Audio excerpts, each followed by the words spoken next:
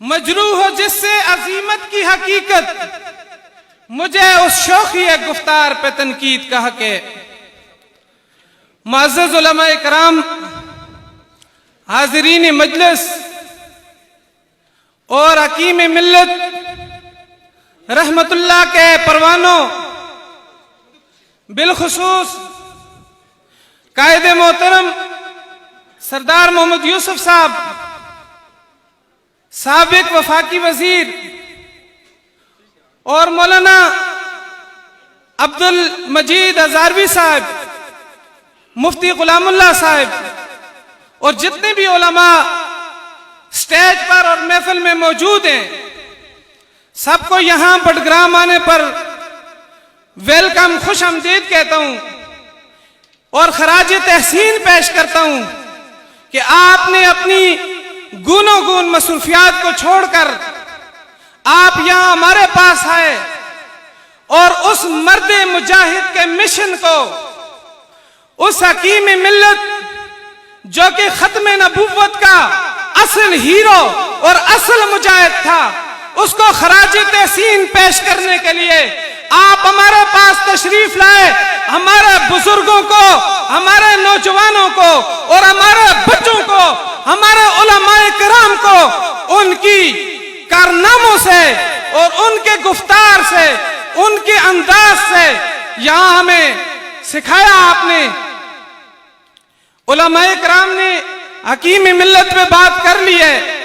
मैं उलमाए किराम के दरमियान हाइल नहीं होना चाहता। हजरत मुझे 2 मिनट टाइम, नाराज नहीं। मैं सिर्फ इसलिए हाजिर हुआ कि हजरत यूसुफ अलैहिस्सलाम जब बाजार मिस्र में बिक रहे थे तो एक बुढ़िया भी कतार में खड़ी थी। किसी ने बुढ़िया से पूछा, अम्मा आप क्यों खड़ी हैं? आपके बस की बात नहीं है।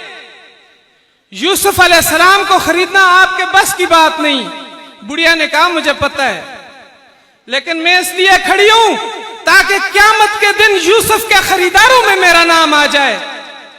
मुझे पता है उलमाए किराम के सामने मेरी बात की हैसियत सूरज के सामने चिराग के मुतरादिफ है, लेकिन वल्लाह में इसलिए हाजिर और यहां गुफ्तगू के लिए हाजिर हुआ ताकि क़यामत के दिन हकीम मिल्लत जैसे मुजाहिद के परवानों में हमारा नाम आ जाए।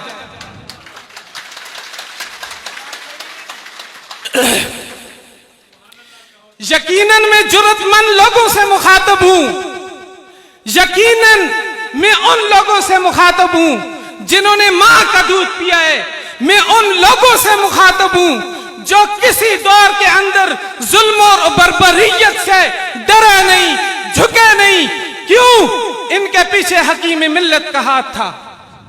हकीम मिल्लत वो दर्स दे के गए, हमें झुकने का दर्स नहीं दिया, हमने बिकने का दर्स नहीं दिया।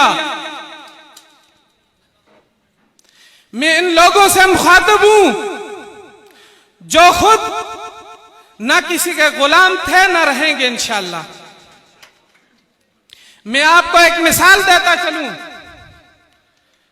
किसी सहाबी रसूल की नहीं, किसी वली कुतुब और अब्दाल की नहीं, बल्कि मैं एक आम फर्द की मिसाल देता हूं जो मुगलिया दौर के आखिरी बादशाह थे, बहादुर शाह जफर की मिसाल देता हूं। बहादुर शाह जफर अंग्रेज की कैद में थे, मैसेज चल गया, ऐलान हो गया, बहादुर शाह जफर की अंग्रेज के साथ सुलह होगी। लोगों में, मुसलमानों में चहमगोइयां शुरू हो गई। बहादुर शाह जफर किस चीज पे बिक गए?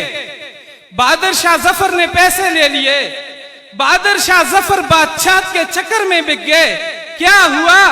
हमारे मुसलमान रहनुमा को क्या हो गया? जब बहादुर शाह जफर को अंग्रेज के हुजरे में पेश किया गया, वहां उनके सामने बहुत से बर्तन रखे गए। हजरत तनावल फरमाए, बहादुर शाह जफर जब एक बर्तन का ढक्कन उठाते, बेटे का सर नजर आता, दूसरे बर्तन का सर उठाते, नवासे का सर नजर आता, तीसरे बर्तन का सर उठाते, दूसरे बेटे का सर नजर आता, यहां तक कि उनके सारे खानदान को अंग्रेज ने कत्ल करके इस्लाम को और इस मिशन को दबाने की कोशिश की गई, लेकिन बहादुर शाह जफर अंग्रेज के सामने झुका नहीं। और ये हमारे हकीम मिल्लत रहमहुल्लाह, ये इन्होंने जो पौधा लगाया है, इंशाअल्लाह क़यामत तक उसके फूलों से, उसके फलों से इंशाअल्लाह हमारी ये अहले इस्लाम मुस्तफीद होते रहेंगे। मैं ज्यादा देर आपकी गुफ्तगू में हायल नहीं होना चाहता। हजरत भी बार बार इसरार कर रहे हैं, कहना तो बहुत कुछ चाहता था, लेकिन हजरत उलमाए कराम खुसूसन सरदार साहब भी मौजूद हैं, वही कहेंगे, तो इसी शेर पे इक्तफा करूंगा। फना फिल्लाह की तय में बका का राज मुज़मर है, जिसे मरना नहीं आता उसे जीना नहीं आता।